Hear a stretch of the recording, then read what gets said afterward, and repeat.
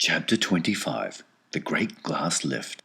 "I've never seen anything like it," cried Mr. Wonka. "The children are disappearing like rabbits, but you mustn't worry about it. They'll all come out in the wash." Mr. Wonka looked at the little group that stood beside him in the corridor.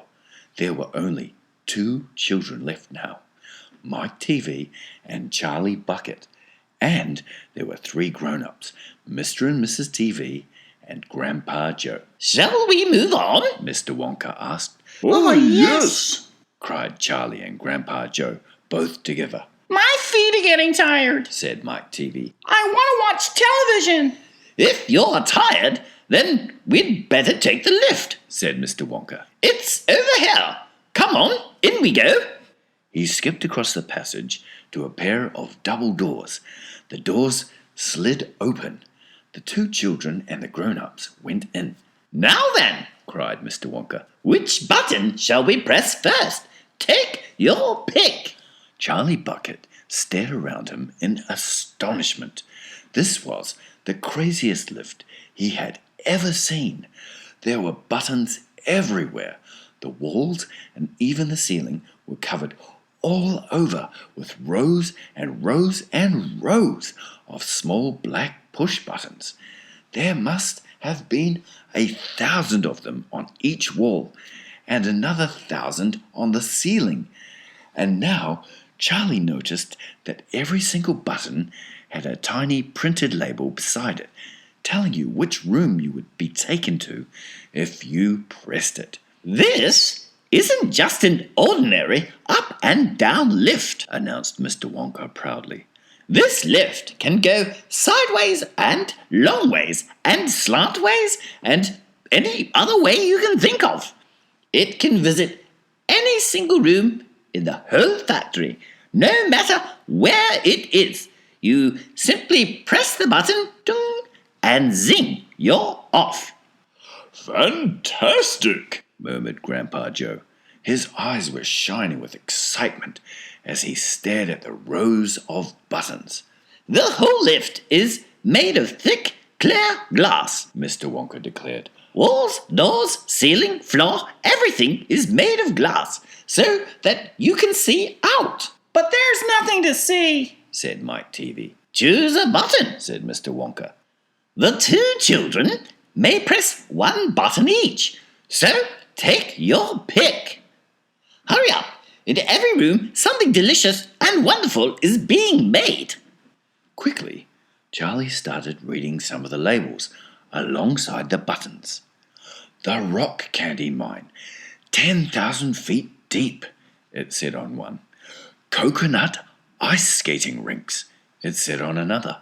Then, "Strawberry Juice Water Pistols, Toffee Apple Trees for planting out in your garden, all sizes, Exploding Sweets for your enemies, Luminous Lollies for eating in bed at night, Mint Jujubes for the boy next door, they'll give him green teeth for a month, Cavity-filling caramels, no more dentists, Stick Jaw for talkative parents, Wriggle Sweets that wriggle delightfully in your tummy after swallowing, Invisible chocolate bars for eating in class, Sugar-coated pencils for sucking, Fizzy lemonade swimming pools, Magic hand fudge. When you hold it in your hand, you taste it in your mouth, Rainbow drops. Suck them and you can spit in 6 different colors."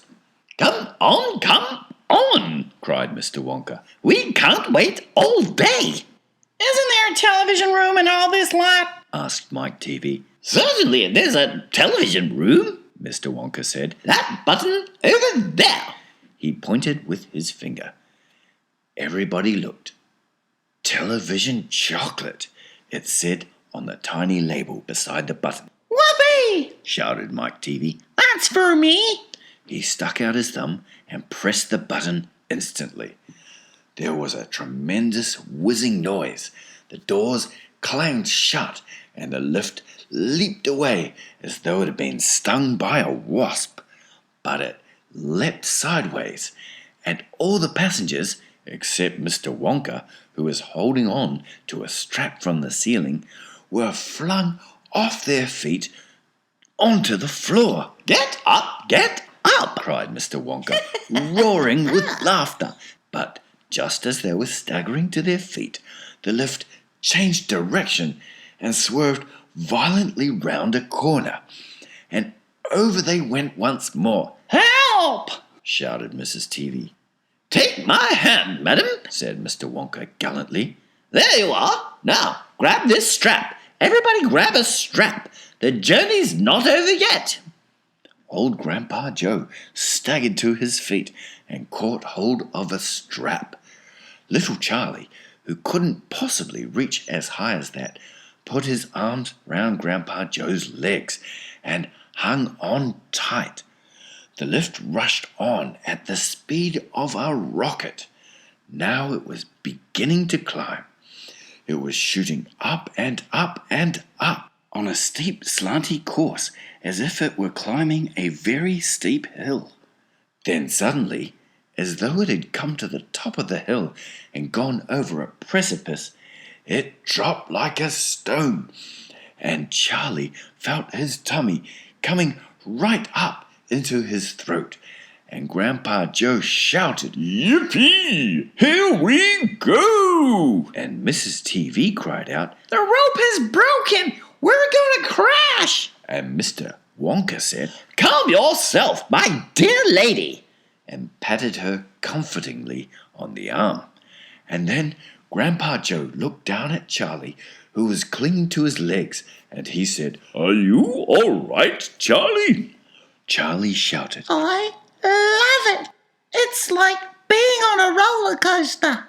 and through the glass walls of the lift, as it rushed along, they caught sudden glimpses of strange and wonderful things going on in some of the other rooms.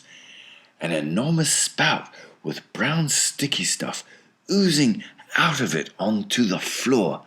A great craggy mountain made entirely of fudge, with Oompa Loompas all roped together for safety, hacking huge hunks of fudge out of its sides. A machine with white powder spraying out of it like a snowstorm. A lake of hot caramel with steam coming off it. A village of Oompa Loompas with tiny houses and streets, and hundreds of Oompa Loompa children, no more than 4 inches high, playing in the streets. And now the lift began flattening out again, but it seemed to be going faster than ever, and Charlie could hear the scream of the wind outside as it hurtled forward. And it twisted, and it turned, and it went up, and it went down. And I'm going to be sick! yelled Mrs. TV, turning green in the face. Please don't be sick, Said Mr. Wonka. Try and stop me! Said Mrs. TV. Then you'd better take this. Said Mr. Wonka, and he swept his magnificent black top hat off his head and held it out upside down in front of Mrs. TV's mouth. "Make this awful thing stop," ordered Mr. TV. Can't do that, Said Mr. Wonka. It won't stop till we get there. I only hope no one's using the other lift at this moment. What other lift? Screamed Mrs. TV. The one that goes the opposite way on the same track as this one. Said Mr. Wonka. Holy mackerel, Cried Mr. TV. you mean we might have a collision? I've always been lucky so far. Said Mr. Wonka. Now I am going to be sick! Yelled Mrs. TV. No, Said Mr. Wonka. not now. We're nearly there. Don't spoil my hat. The next moment there was a screaming of brakes, and the lift began to slow down. Then it stopped altogether. Some ride. Said Mr. TV, wiping his great sweaty face with a handkerchief. Never again! Gasped Mrs. TV. And then the doors of the lift slid open, and Mr. Wonka said, Just a minute now. Listen to me. I want everybody to be very careful in this room. There is dangerous stuff around in here, and you must not tamper with it.